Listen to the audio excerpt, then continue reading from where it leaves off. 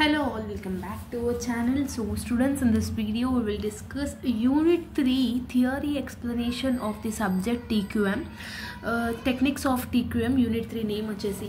So ఈ unit 3 అనేది కొంచెం లెందీ చాప్టర్ అని చెప్పొచ్చు, బికాజ్ ఇందులో థియరీ ఎంత పర్సెంట్ ఉందో ప్రాబ్లమాటిక్ కూడా అంతే పర్సెంట్ ఉంది. సో కంపారిటివ్లీ రిమైనింగ్ చాప్టర్స్తో కంపేర్ చేసుకుంటే ఇందులో ప్రాబ్లమాటిక్స్తో పాటు థియరీ కూడా ఉంది. ఎగ్జామినేషన్లో 90% థియరీయే వస్తుంది, 10% ఒక ప్రాబ్లమాటిక్ ఒక థియరీ అడిగే ఛాన్స్ ఉంది. ఈవెన్ మనకి ఇంటర్నల్ ఆప్షన్ ఉంటుంది కాబట్టి ఒకవేళ మీకు ప్రాబ్లమాటిక్ ఎక్స్ప్లెనేషన్ కావాలంటే డెఫినెట్గా కమెంట్ సెక్షన్లో కమెంట్ చేయండి, డెఫినెట్గా అప్లోడ్ చేస్తాను. సో చూద్దాం ఎంతమందికి లైక్ ప్రాబ్లమాటిక్ ఎక్స్ప్లెనేషన్ కావాలి, ఓకేనా. సో ఈ వీడియోలో మాత్రం ఓన్లీ థియరీ మాత్రమే ఎక్స్ప్లెయిన్ చేయడం జరుగుతుంది of TQM subject in unit number 3. Okay, the first important question వచ్చేసి various quantitative techniques of TQM. టీక్యూఎంని క్వాంటిటేటివ్గా ఎన్ని టెక్నిక్స్ ఉన్నాయి దాని గురించి డిస్కస్ చేయమని చెప్తున్నారు. సో ఏమేమి ఉన్నాయంటే టోటల్ 6 టైప్స్ ఉన్నాయి. జస్ట్ మీరు బ్రీఫ్గా చూసుకోండి, ఎప్పుడో 2012 2013లో అడిగారు. సో రిపీట్ అయ్యే ఛాన్సెస్ చాలా తక్కువ ఉన్నాయి, but it may be repeated also. So ఇందులో టోటల్ 6 మెథడ్స్ ఉన్నాయి, టెక్నిక్స్ ఉన్నాయి. ద ఫస్ట్ వన్ వచ్చేసి failure mode and effective analysis, second వచ్చేసి statistical process control, third one వచ్చేసి quality function deployment, fourth one వచ్చేసి design of experiments, fifth one వచ్చేసి quality by design, sixth వచ్చేసి Monte Carlo technique. So these are all 6 techniques అనమాట. ఈ ఒక్కొక్క technique గురించి ఈజీగా చెప్పేస్తాను. ఫస్ట్ టెక్నిక్ వచ్చేసి failure mode and effect analysis. ఏంటి అని అంటే ఇది ఒక డిటర్మైనింగ్ ప్రాసెస్ అనమాట. అంటే ఒక బిజినెస్లో ఫెయిల్యూర్స్ వచ్చే ఛాన్సెస్ ఎక్కడెక్కడ ఉన్నాయి, ఓకేనా, దానివల్ల ఎఫెక్ట్ అయ్యే డిపార్ట్మెంట్స్ ఏమేమి ఉన్నాయి అని తెలుసుకోనికే యూజ్ చేసే టెక్నికే ఈ ఫెయిల్యూర్ మోడ్ ఎఫెక్టివ్ అనాలిసిస్ అని అంటాము. ఇది ఏం చేస్తుంది అంటే రిస్క్ని రెడ్యూస్ చేయడంలో ఇది యూస్ఫుల్ అవుతుంది. ఒక ఆర్గనైజేషన్లో కానీ ఒక ప్రోడక్ట్ మీద వచ్చే రిస్క్ కానీ ఒక సర్వీస్ మీద వచ్చే రిస్క్ని రెడ్యూస్ చేయడంలో ఈ FMEA టెక్నిక్ అనేది యూస్ఫుల్ అవుతుంది. నెక్స్ట్ మన స్టాటిస్టికల్ ప్రాసెస్ కంట్రోల్. ఇది ఒక స్టాటిస్టికల్ మెథడ్, ఇది ఒక స్టాటిస్టికల్ టూల్. ఇది ఏం చేస్తుంది అంటే డిఫరెంట్ డేటా కలెక్షన్ని కలెక్ట్ చేసుకొని దాన్ని అనాలిసిస్ చేసి దాన్ని స్టోర్ చేసుకునే కెపాసిటీ అనేది ఈ స్టాటిస్టికల్ ప్రాసెస్ కంట్రోల్లో ఉంటుందన్నమాట.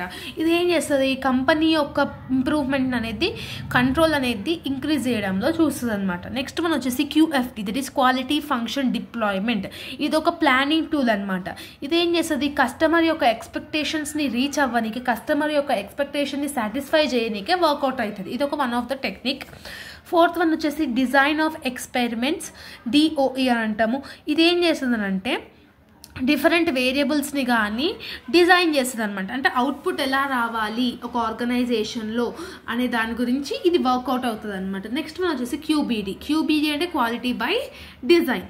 సో ఒక క్వాలిటీ ఎలా ఉంటుందో ఒక మెంబర్స్కి వాళ్ళ యొక్క స్పెషలిస్ట్ కానీ ప్రొడక్షన్ కానీ కస్టమర్ కానీ ఇది వేరియస్ క్యారెక్టరిస్టిక్స్ ఏవైతే ఉన్నాయో దాన్ని సాటిస్ఫై చేసేలాగా డిజైన్ ఉంటుందో, దానికి క్వాలిటీగా ఉంటుందో లేదా చూస్తుంది అనమాట. నెక్స్ట్ వన్ వచ్చేసి మాంటే కార్లో టెక్నిక్.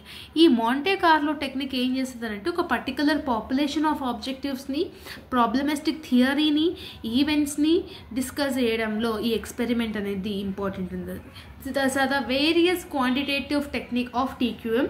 సో దీని గురించి లైక్ ఇప్పుడు 6 ఉన్నాయి కదా, ఎగ్జామినేషన్లో ఓన్లీ FMEA గురించి, లేదంటే ఓన్లీ మాంటే కార్లో టెక్నిక్ గురించి, లేదంటే ఓన్లీ DOE గురించి అడిగే ఛాన్సెస్ ఉన్నాయి. సో నెక్స్ట్ ఇంపార్టెంట్ ఏంటంటే FMEA అంటే failure mode and effect analysis. It is developed in యూఎస్ఏలో డెవలప్ చేస్తున్నారు.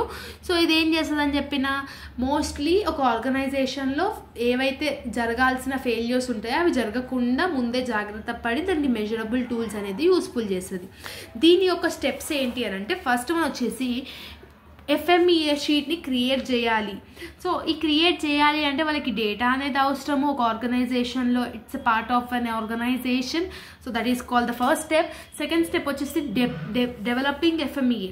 డెవలపింగ్ చేయాలి అంటే ప్రోడక్ట్ కాంపోనెంట్స్ని మీరు డెవలప్ చేసి దానిలో ఏ స్టేజెస్లో కస్టమర్స్కి ఎఫెక్ట్ అవుతుంది, ఏ స్టేజ్లో ఫెయిల్యూర్ వచ్చే ఛాన్స్ ఉంది అనేది మీరు దానికి ముందు తెలుసుకునేటట్టుగా ఉండాలి. నెక్స్ట్ వన్ వచ్చేసి ఒక ప్రోడక్ట్ ఫెయిల్యూర్ అవుతుందంటే దానికి మెయిన్ కాజ్ ఏంటి అని చెప్పేసి కూడా మీకు తెలిసి ఉండాలి. నెక్స్ట్ వన్, ఇంప్రూవ్మెంట్ ప్లాన్ అనేది ఉండాలి. మీరు ఆ ప్రోడక్ట్ని ఎలా ఇంప్రూవ్మెంట్ చేసుకుంటే వేరియస్ కస్టమర్స్కి మీరు ఆ ప్రోడక్ట్ అనేది నచ్చుతుంది. నెక్స్ట్ వన్, న్యూ సొల్యూషన్స్ని ఫైండ్ అవుట్ చేయాలి, ప్రివెంటివ్ స్టెప్స్ని తీసుకోవాలి. So these are the various steps in FMEA. Okay, next important question వచ్చేసి FMEA గురించి and SPC statistical process control గురించి అడగడం జరిగింది. FMEA గురించి ఇప్పటిదాకా మనం డిస్కస్ చేసుకున్నాం. SPCకి వచ్చేసరికి SPC అంటే ఏం చెప్పింది, ఇది ఒక స్టాటిస్టికల్ టూల్. ఇది ఏం చేస్తుంది అని అంటే కస్టమర్ యొక్క మెజర్స్ని కానీ చేంజెస్ని కానీ కంట్రోలింగ్ కానీ ఇవన్నీ చేసుకోనికి ఇది యూస్ఫుల్ అవుతుంది ఒక బిజినెస్లో. సో మెజర్మెంట్స్ ఎలా చేస్తుంది టూల్స్ XPP అంటే ఇవి కూడా మనం డిస్కస్ చేసే ఉన్నాం ఆల్రెడీ. సో చెక్ షీట్స్ కానీ హిస్టోగ్రామ్ కానీ రన్ చార్ట్స్ కంట్రోల్ చార్ట్స్ ఇది ఆల్రెడీ యూనిట్ 1లో మనం ఆల్రెడీ డిస్కస్ చేసుకున్నాం. ఈ answer the same answer it is applicable in unit 3 also. So ఆ పాయింట్స్ని మెన్షన్ చేస్తే సరిపోతుంది. Okay, it is also one of the important question. Next A technique గురించి అడిగినానంటే QFD అంటే క్వాలిటీ ఫంక్షన్ డిప్లాయ్మెంట్. ఈ దాని గురించి అడిగారు, దాని యొక్క ప్రాసెసెస్ ఏంటి అని అడిగాడు. సో QFD అంటే ఏంటి, ఇది ఒక ప్లానింగ్ టూల్ అని చెప్పిన. ఒక మ్యానుఫ్యాక్చరింగ్ కానీ ఒక సర్వీస్ కానీ కస్టమర్ యొక్క సాటిస్ఫాక్షన్ని ఇంక్రీజ్ చేయడంలో ఈ QFD అనేది మెయిన్ కాంపోనెంట్గా ఉంటుంది అనమాట. ఇది ఎవ్రీ బిజినెస్లో ఇది ఇంపార్టెంట్. ఒక కస్టమర్ ఎలా ఉంటుందో, customer voice of the customer ఎలా ఉంటుందో ఇంప్లిమెంటేషన్స్ని బట్టి వాళ్ళ ప్రోడక్ట్ని డెవలప్ చేయడం. ఇదేం చేస్తుంది, డిఫరెంట్ నాలెడ్జ్ని ప్రొడక్టివిటీని కానీ క్వాలిటీని కానీ ఇంక్రీజ్ చేయడంలో ఇది యూస్ఫుల్ అవుతుంది అనమాట. QFD అనేది ఫర్మ్లో వేరియస్ ఫీచర్స్ని కానీ అండ్ టైం సేవ్మెంట్ కానీ డిజైన్లో ఏవైతే ఎర్రర్స్ రాకుండా ఉండాలో ఇవన్నిటికీ ఈ QFD అనేది యూస్ఫుల్ అవుతుంది. దీని యొక్క ప్రాసెస్ ఏంటి అని అంటే ఇది ఒక 4 ప్రాసెసెస్లో మనకి ఉంది. Customisation matrix, technical features deployment matrix, process planning matrix, production planning. First one వచ్చేసి కస్టమైజేషన్ మ్యాట్రిక్స్. ఈ కస్టమైజేషన్ మ్యాట్రిక్స్ అంటే ఏంటంటే ఒక కస్టమర్కి ఎలాంటి స్పెసిఫికేషన్స్ తోటి ప్రోడక్ట్ ఆర్ సర్వీస్ కావాలి అని చెప్పి తెలుసుకోవాలి ఫస్ట్ దాంట్లో. ఓకేనా. సెకండ్ దాంట్లో ఏంది టెక్నిక్ ఫీచర్స్ డిప్లాయ్మెంట్. అంటే ఇదేం చేస్తుంది, ఒక డిజైన్ ఒక ప్రోడక్ట్ కానీ ఒక సర్వీస్ కానీ మనం డిజైన్ చేసినప్పుడు దాంట్లో వేరియస్ స్టెప్స్ని ఇంపార్టెంట్ పార్ట్స్ ఏంటి ఆ ప్రోడక్ట్లో అనేది మనం ఐడెంటిఫై చేసుకోవాలి. మెయిన్ ఫీచర్ ఏంటి, ఇప్పుడు చాలామంది ఐఫోనే ఎందుకు ప్రిఫర్ చేస్తారు నార్మల్ ఆండ్రాయిడ్తో కంపేర్ చేసుకుంటే అంటే ఫస్ట్ వన్ వచ్చేసి దాంట్లో ఉన్న క్వాలిటీ ఆఫ్ ది కెమెరా ఇవన్నీ important. So that is the technical feature deployment matrix అనమాట. నెక్స్ట్ ఏముంది, ప్రాసెస్ ప్లానింగ్ మ్యాట్రిక్స్. ఇది ఒక ఇంపార్టెంట్ ప్రాసెస్ అనమాట. సో ఇది ఏం చేస్తుంది అంటే with the help of process planning and controlling techniques ఫర్దర్గా మనం ఎలా అడిక్వేట్ స్టెప్స్ అనేది తీసుకోవాలి ఒక ఆర్గనైజేషన్లో తెలియజేయనికే ఈ థర్డ్ స్టెప్ అనేది ఇంపార్టెంట్ అనమాట.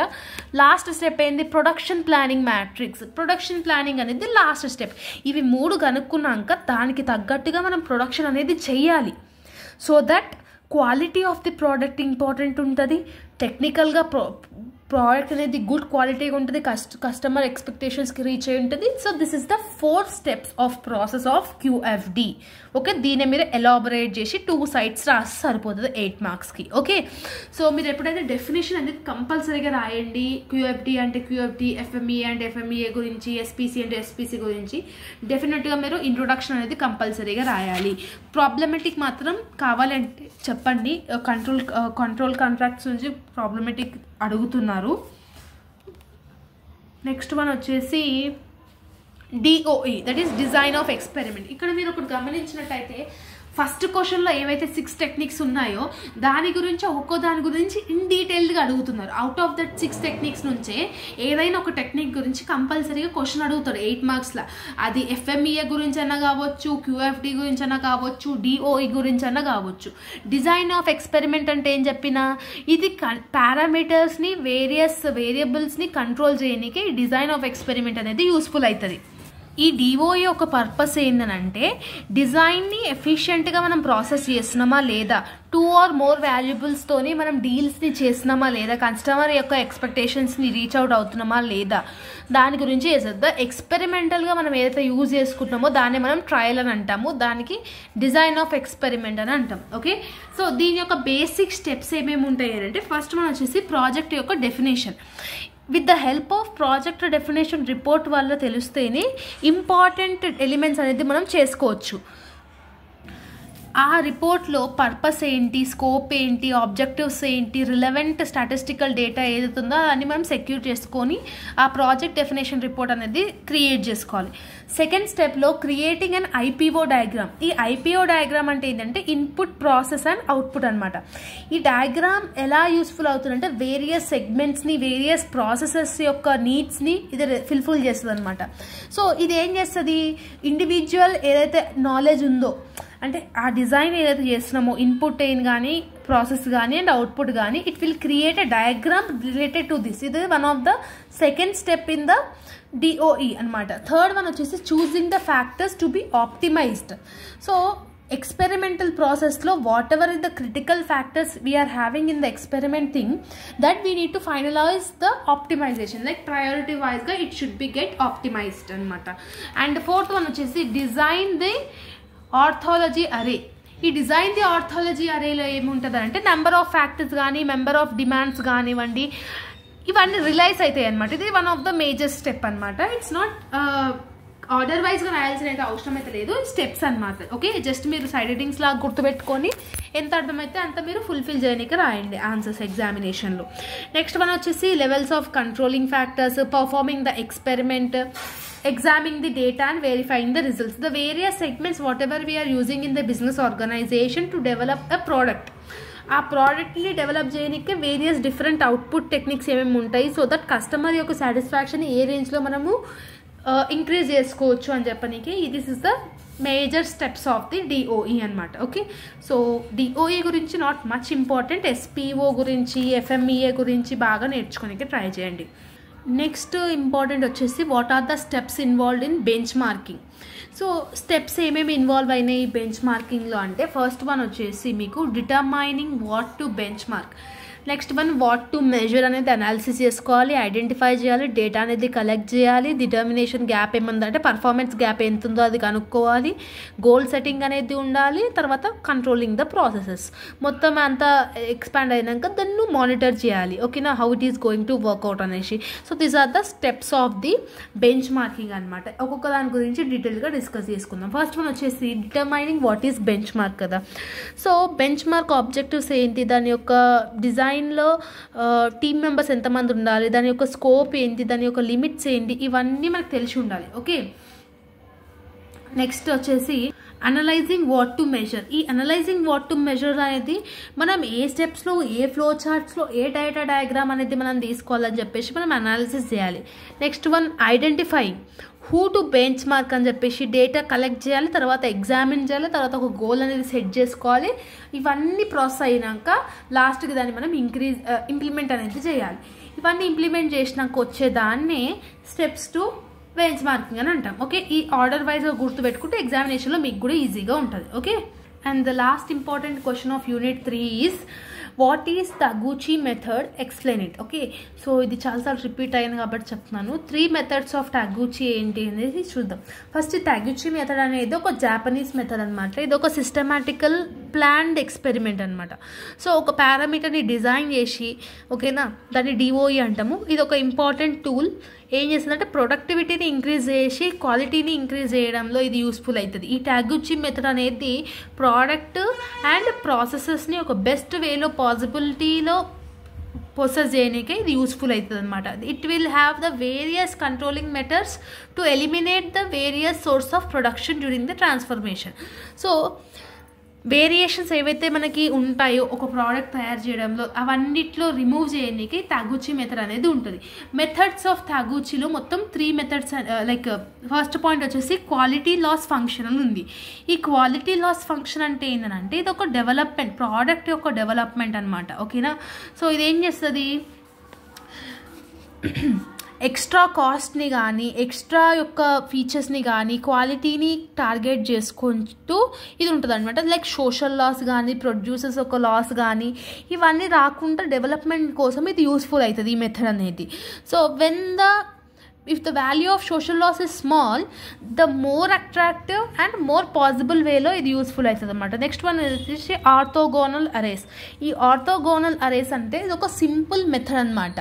ఓకేనా, ఇదేం చేస్తుంది అని అంటే ఎసెన్షియల్ ఇన్ఫర్మేషన్ని లో కాస్ట్లో ఆబ్టైన్ చేస్తుంది అనమాట. ఓకేనా. సో వేరియస్ ఫ్యాక్టర్స్ మీద దాని మీద వర్కౌట్ చేసి ఉంటుంది. నెక్స్ట్ వన్ వచ్చేసి సిగ్నల్ టు నాయిస్ రేషియో. ఈ signal to noise ratio is one of the method of Taguchi అనమాట. ఇదేం చేస్తుంది అంటే మీన్ని కానీ స్టాండర్డ్ డీవియేషన్ని కానీ మెజర్ చేయడంలో దానికి ఒక ఫార్ములా ఉంటుంది. S/N ratio is equal to 10log10 A²/B². Okay. So this is the formula of signal to noise ratio. Next one వచ్చేసి క్వాలిటీ రోబస్ట్నెస్. ఇదేం చేస్తుంది అంటే 3 డిజైన్స్ కాంపోనెంట్స్ని ఫాలో అవుతుంది. ఫస్ట్ వన్ వచ్చి system design. Traditional research and డెవలప్మెంట్తో ఎలాంటి సిస్టమ్ డిజైన్ అనేది ఉండాలి. నెక్స్ట్ వన్ పారామీటర్స్ ఎలా ఉండాలి. Next one tolerance design.